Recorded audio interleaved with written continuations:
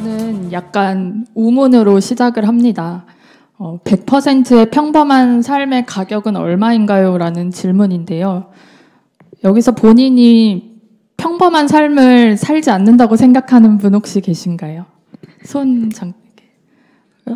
아주 약간 있네요. 여기 오신 분의 절반 정도가 녹색당원이라면 우리는 지난번 총선의 0.76%의 아주 특별한 사람들이었는데요. 그럼에도 불구하고 우리 모두는 대체로 난 평범한데? 라고 생각을 합니다. 저도 살면서 넌 참 이상하다라는 소리를 평범하다라는 말보다는 많이 들었던 것 같은데 그럼에도 불구하고 내가 평범하다라는 신념은 깨지지가 않더라고요. 그런데 최근에 앞서 이태영 위원장님이 발제해 주신 기후위기와 불평등의 뿌리가 가리키고 있는 방향의 평범함이라는 것이 존재하고 또 한국의 정치는 그 평범함을 나의 편으로 끌어들이고 싶어서 굉장히 안달이 난 정치라는 것을 특히 녹색당 활동을 하면서 깨닫게 됐습니다. 그래서 도대체 그 평범한 삶이라는 것이 무엇인지 그것은 어떤 정책들로 만들어지는지를 살펴보고 싶었는데요.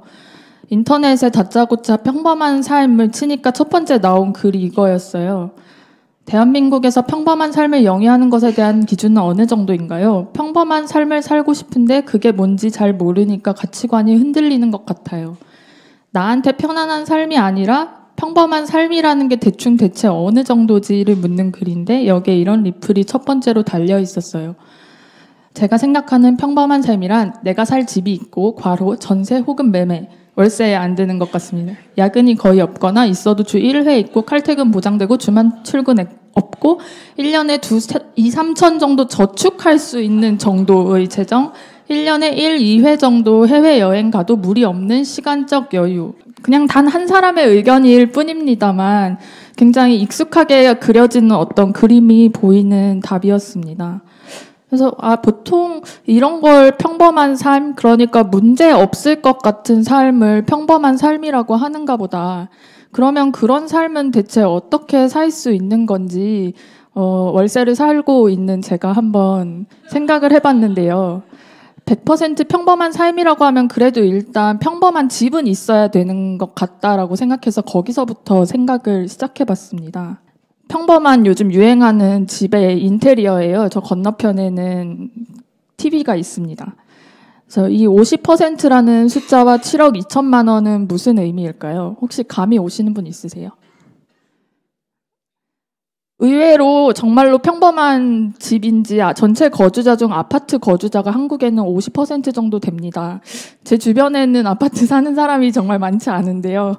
근데 거주 비율은 아무튼 50% 정도 되고 서울로만 한정했을 때 아파트의 평균 거래가는 7억 2천만 원입니다. 7억 2천만 원의 자산이 있는 것을 우리가 평범하다고 하기는 좀 어렵지 않은가 생각하지만 일단은 저의 평범함의 기준이 아니기 때문에 계속 추적해 보았습니다. 7억 2천만 원이 있는 사람은 아무래도 별로 없기 때문에 집을 사려면은 대출의 힘을 빌어야 되는데요. 대출을 하려면 여성 같은 경우에는 일단 30세 이상이 넘지 않으면 무주택자로 인정받지 못하기 때문에 대출을 받을 수가 없고요. 그러면 결혼을 하거나 30세가 넘었더라도 여성은 결혼을 해야지 주거대출을 받기에 좀 더 유리합니다. 그래서 결혼의 조건을 알아봤더니 이런 숫자들이 나왔습니다. 2억 3,085만 원은 결혼에 대해서 한 결혼정보회사가 수집한 평균 결혼 비용이었다고 합니다. 그리고 이 밑에 퍼센테이지는 집을 갖고 있는 사람들의 퍼센테이지인데요. 4인 가구는 70%나 집이 있지만 1인 가구는 그중에 28%만이 집에 살고 있습니다. 가족을 이뤘을 때 주거 안정을 획득하기가 더 쉬울 거라는 거는 상식적으로 이해가 가는 일이지만 아무튼 그렇다고 하고요. 근데 또 결혼에도 대출에도 유리한 조건이 하나 더 있는데 그것은 좋은 일자리입니다. 정규직 일자리가 아닌 이상은 사실 특히 프리랜서 분들이나 개인 스스로 일해서 먹고 사시는 1인 자영업자 분들은 대출 받기가 사실 굉장히 어렵습니다. 집값이 너무 비싸기 때문에 대출을 받지 않으면 주거 안정을 가질 수가 없는데 그 주거 안정을 하려면 좋은 일자리도 갖고 좋은 배우자도 찾아서 결혼을 하는 것이 유리한데요. 이 퍼센테이지는 우리가 좋은 일자리라고 생각하는 대기업 정규직을 비율을 봤을 때 나온 것입니다. 전체 노동자 중의 비율이라고 되어 있는데 여기서 전체 노동자는 자영업자를 포괄하지 않았기 때문에 실제 돈을 벌어서 먹고 사는 사람이랑 비교하면 더 적은 퍼센테이지일 것이고요. 저 정규직 일자리에 들어있는 사람들 같은 경우에는 국민연금 수혜율이 거의 100%에 가깝습니다. 근데 잘 아시다시피 오히려 비정규직이거나 아르바이트를 하고 있거나 더 퇴직금도 받지 못하기 때문에 더 많은 돈이 필요한 사람들은 수혜율이 훨씬 낮습니다. 보험에 가입되어 있지 않은 경우도 많고요. 그래서 아무튼 여기서 또 10%인데 저 10% 안에 들어가기 위해서는 또 우리가 다 알다시피 경쟁력 있는 교육을 해서 좋은 대학에 소위 말하는 좋은 대학에 들어가야 한다고 생각을 합니다. 이 57%와 50%는 어떤 숫자냐면요. 일단 아래를 먼저 알려드리면 27배는 왠지 대충 감을 잡으실 것도 같은데 소득 상위 20%가 소득 하위 20%의 27배 사교육비를 지출을 한다고 합니다.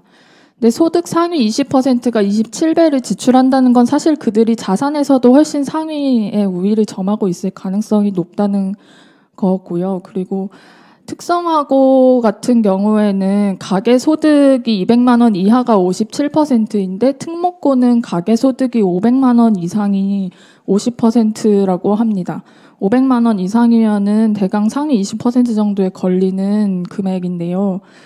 그래서 이 경쟁력 있는 교육에서도 이런 식의 소득 격차가 작용한다는 것을 볼 수 있습니다.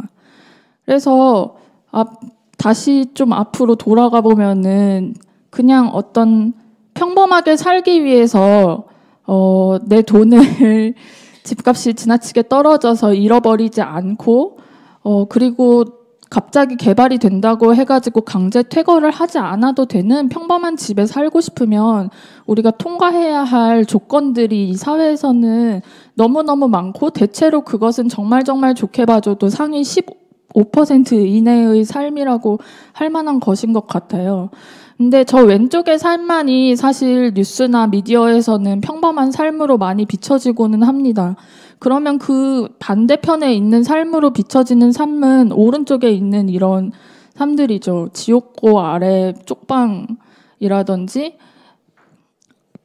학교에서 더 이상 공부를 하지 않는 학생이라든지 노인 빈곤율 1위 얘기하면은 항상 거리에 폐지 줍는 분들의 모습이 나오는데요.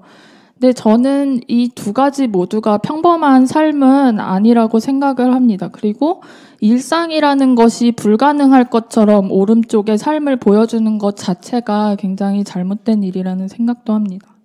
그래서 결국 일상이라는 게 뭘까? 저는 사람들이 평범한 삶을 살고 싶어 하는 거는 별다른 게 아니라고 생각해요. 그냥 걱정을 좀 덜 하고 친구랑 가끔 차도 한 잔 마시고 나이가 들어서 가족들과 행복한 여생을 보낼 수 있는 그런 삶 정도를 상상하는 게 아닐까. 또 인스타그램에서 일상이라는 해시태그를 검색해 봤는데 저 안 보이게 해놓은 분들은 셀카입니다.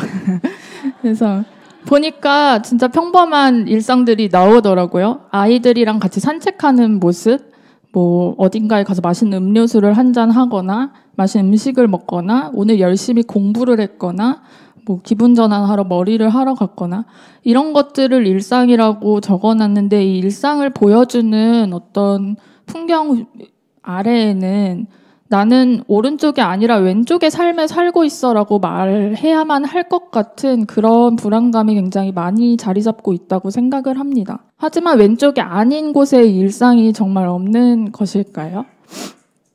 100% 평범한 일상의 값을 아주 무식하게 다 더해봤습니다. 특목고와 사교육비를 대략 한 1년에 2천만 원 정도씩 들더라고요. 그래서 3 곱하면 6천만 원, 대학 등록금 2,400만 원, 취업에 드는 사교육비 340만 원 평균, 결혼은 아깝게 집세 포함이라서 빼고 8천만 원 더하면 총 1억 6,340만 원. 있으면 100% 평범한 일상의 값이 드는데 생활비는 별도입니다. 결국에는 이런 생각을 할 수밖에 없었습니다. 100% 평범한 일상의 값이 저것뿐일까. 사실 저 계산을 내가 할 수 있는 사람이 되게 하려면 수도권에 올라와서 사는 사람들이 늘어나는 이 사회, 그리고 수도권 집중 중심의 도시 개발, 그리고 그 신도시의 아파트를 사고 그 아파트의 대출 비용을 유지하기 위해서 왕복 3시간, 4시간씩 출퇴근을 하는 삶, 그리고 그 과정에서 한국 청소년들이 수면 시간 6시간이라고 합니다. 그리고 학습 시간은 12시간이라고 해요. 이런 착취가 없지요. 그리고 초등학생 자살률 증가, 여성 경력 단절, 조부모들이 무급으로 육아에 참여하는 것, 저 100% 평범한 일상의 값을 치르기 위해 우리가 숨기고 있는 것들이고, 또 이 지점에서 앞서 얘기했던 발표를 상기하자면 이 과정이 모두 결국 탄소 배출의 과정에 저는 통합된다고 생각을 합니다. 저는 우리가 앞으로 어떤 행복한 일상을 보여줄 때 그게 얼마만큼의 탄소 배출을 만들어내는 삶인지를 함께 계량할 수 있는 감이 좀 발전해야 한다고 생각하는데요. 아무튼 이런 판단을 통해서 결국 이런 말을 하게 됩니다. 평범한 일상의 값은 프리다, 영원 아니냐. 그러니까 100% 평범한 일상이라는 하나의 완벽한 일상을 정해놓으면 너무 많은 비용이 들지만 사실 평범한 일상은 내 마음 가는 대로 내가 정하는 일상인데 그것을 자유롭게 할 수 없게 하는 거는 안전이 너무나 파괴되어 있기 때문입니다. 그래서 이제 정책 이야기가 조금 나오는데요. 정책대회에 오셨는데 네. 근데 우리 머릿속에는 이 복잡한 도식이 너무나 뿌리 깊게 박혀 있는 것 같아요. 그래서 사교육을 받아야만 좋은 대학에 갈 거야. 그리고 유권자들은 좋은 대학에 공정하게 들어가는 것에 관심이 많으니까 교육정책도 항상 수능을 이번에 정시를 늘린다. 수능을 2번 앞으로 보도록 하겠다. 수능을 학종으로 바꾸겠다. 대입 중심의 교육정책만이 얘기가 되고 있고 좋은 대학에 갔으면 좋은 일자리에 가야 되는데 좋은 일자리에 못 가고 있으니까 취업 중심의 청년 정책이 나오고 있고 그리고 취업 중심의 청년 정책을 통해서 정규직에 들어가야 안전하게 소득을 벌 수 있는데 이 소득을 안전하게 버는 사람들을 도와줘야 하기 때문에 임금 노동자 중심의 선별적인 복지제도가 강화되고 있습니다. 예컨대 문재인 정부 들어서 크게 늘어난 정책 중에 하나가 EITC라는 고용장려금이라는 정책이에요. 이거는 일하는 사람들 중에 돈이 적은 사람들에게 1년에 한 번 보조금을 지급해주는 종류의 행위인데요. 아무튼 일을 못해서 돈이 없는 사람보다는 일을 하고 있음에도 돈이 부족한 사람에게 조금 더 도와주는 형태. 그리고 사람들은 아파트 구입은 손해보지 않는다고 생각하는 경향이 있고 여전히 20대 재테크 제일 첫 장에 나오는 말은 아파트 청약 적금을 꼭 들어라 일단은.